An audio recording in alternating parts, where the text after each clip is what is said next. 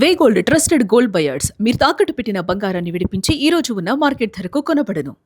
AP సర్కార్కు కేంద్రం shock ఇచ్చింది. Diesel కావాలంటూ ఏపీ విజ్ఞప్తిపై స్పందించింది కేంద్రం. రాజధాని పనుల కోసం డీజిల్ కోరటం జరిగింది ఏపీ సర్కార్. అయితే రీటైల్ బంకుల ద్వారా డీజిల్ సరఫరాకి కేంద్రం నో చెప్పింది.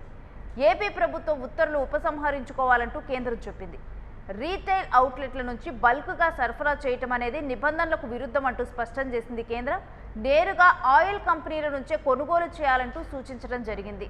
రాజధాని నిర్మాణం కోసం కోరటం జరిగింది. ఇటు ఏపీ సర్కార్ కూడా డీజిల్ సరఫరా మీద కోరటం జరిగింది. అయితే దీన్ని బంకుల ద్వారా సరఫరా చేయటం అనేది నిబంధనలకు విరుద్ధం అంటూ ఇప్పుడు కేంద్రం పేర్కొన్నట్టు కూడా డైరెక్ట్గా కూడా కంపెనీల నుంచే కొనుగోలు చేయాలంటూ పేర్కొనటం జరిగింది ఈ అంశంలో.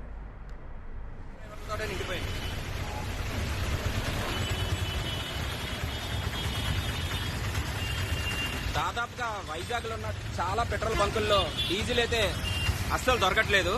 ఈ దొరికిన బంకు దగ్గర లైన్లు మటుకు చాలా ఎక్కువగా ఉన్నాయి. ఇక ఈ అంశం గురించినటువంటి డీటెయిల్స్ మా ప్రతినిధి వెంకట్ అందిస్తారు. వెంకట్, ఏపీ గవర్నమెంట్ చేసినటువంటి రిక్వెస్ట్, రాజధాని నిర్మాణం కోసం డీజిల్ కావాలని చెప్పినటువంటి రిక్వెస్ట్కి కేంద్రం తిరస్కరించినట్టు తెలుస్తోంది. పూర్తిగా కూడా దీంట్లో కేంద్రం ఇచ్చినటువంటి సమాధానం ఏంటి?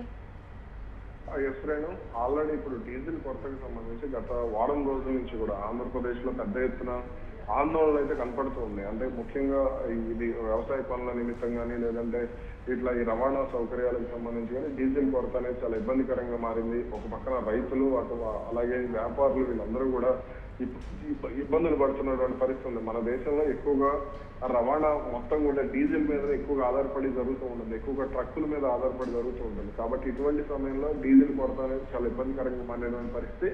అయితే ఇటువంటి సమయంలో ఆంధ్రప్రదేశ్ ప్రభుత్వం తీసుకున్నటువంటి ఒక నిర్ణయం కొంత వివాదాస్పదమైందనే చెప్పుకోవాలి. అంటే అసలు ఏం జరిగింది ఏంటనేది మనం ఒకసారి చూస్తే, ఏపీ ప్రభుత్వానికి కేంద్ర ప్రభుత్వం నుండి ఒక కీలకమైనటువంటి సాంకేతిక అలాగే ఆర్థిక పరమైనటువంటి అభ్యంతరం వ్యక్తమైనట్లుగా కూడా మనకు సమాచారం అందుతోంది. అందులో భాగంగా అంటే అమరావతి రాజధాని నిర్మాణ పనుల కోసం అవసరమైనటువంటి డీజిల్ ను కొనుగోలు చేసేటువంటి విషయంలో కేంద్రం కొన్ని స్పష్టమైన ఆదేశాలు జారీ చేయడం జరిగింది.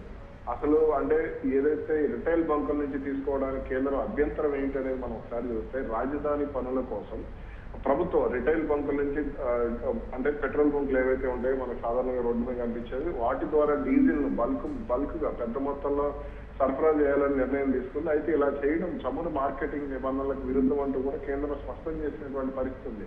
అయితే ఇక్కడ బల్క్ వర్సెస్ రిటైల్ నియమాలు ఏంటి అనేది మనం ఒకసారి చూస్తే, రిటైల్ ధర సాధారణ వినియోగదారుల కోసం బంకుల్లో ఉండేటువంటి ధర ఇది. అలాగే బల్క్ ధర పరిశ్రమలు లేదా ప్రభుత్వ సంస్థలు భారీగా కొనుగోలు చేసేటప్పుడు ఉండేటువంటి ధర ఉంటుంది.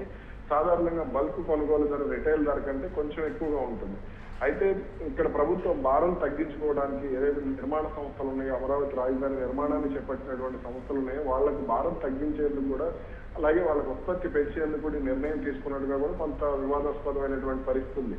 అలాగే ప్రభుత్వం రిటైల్ బంకుల నుండి తక్కువ ధరకు భారీగా డీజిల్ సేకరించడం వల్ల ఆయిల్ కంపెనీలకు నష్టం వాటిల్లుతుంది అనేది కేంద్ర ప్రభుత్వం ఆవేదన వ్యక్తం చేసినటువంటి పరిస్థితి ఉంది. ఈ నేపథ్యంలోనే రిటైల్ బంకుల ద్వారా డీజిల్ సేకరించాలని గతంలో ఇచ్చినటువంటి ఉత్తర్వులను వెనక్కి తీసుకోవాలంటూ కూడా ఏపీ ప్రభుత్వాన్ని కోరటం జరిగింది. అలాగే నేరుగా డీజిల్ కావాలంటే మార్కెటింగ్ కంపెనీల నుంచే బల్క్ రేటు కొనుగోలు చేయాలంటూ కూడా సూచించడం జరిగింది. Right Venkat, stay with us. మీ దగ్గర నుంచి మరిన్ని డీటెయిల్స్ తీసుకుంటాం.